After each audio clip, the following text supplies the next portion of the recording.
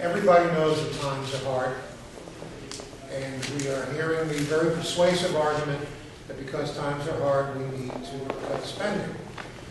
But let's be clear, every penny of spending that we are cutting is a penny that has been considered and voted into an appropriation at some time previously.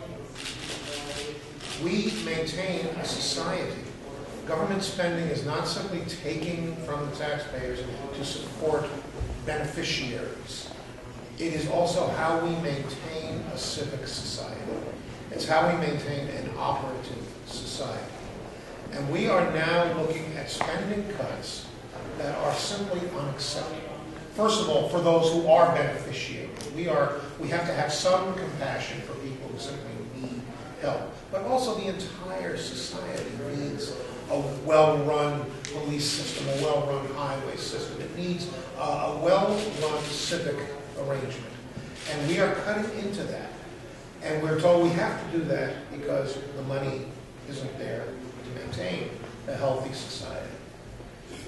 And the money is there. What is being proposed here is that the wealthiest among us have a smaller tax cut.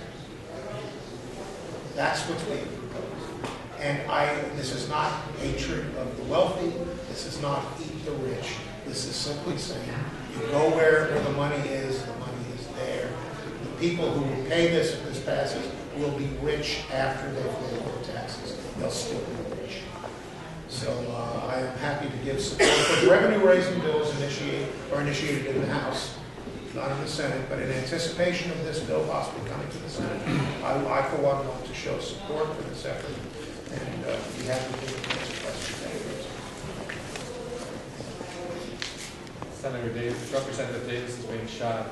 I want to just mention one thing, and I quote the number, just to be clear on what Senator McCormick was saying.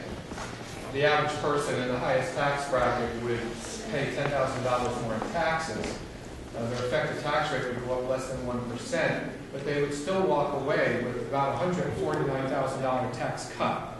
So in other words, we're asking people, as we said, you'll see that, well, we're raising taxes. And what we're really doing is we're asking, as Senator McCormick said, that the wealthiest among us take a smaller tax cut and shift some of their windfall back to the state of Vermont to take care of important human needs.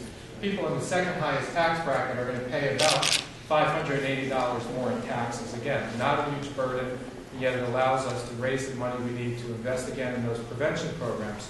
And keeping in mind that when we cut prevention programs, it means that problems get worse. Mental health problems don't go away if the services are not funded. When seniors are forced to leave their homes and go to nursing homes, the cost goes up by $40,000 to $50,000 a year. People with developmental disabilities are not going to see those disabilities overcome if, again, we're not investing in preventive services. So by not investing in prevention, what we're saying is that we're willing to raise costs in the long run, raise both the financial costs and the human suffering costs as well. So we're talking about increasing revenues by a very small effective tax rate increase and putting that money into prevention and other needed programs. We're going to save money in the long run. We're going to be able to give relief sooner, and then we're going to invest more in Vermont businesses and farms as well. Questions?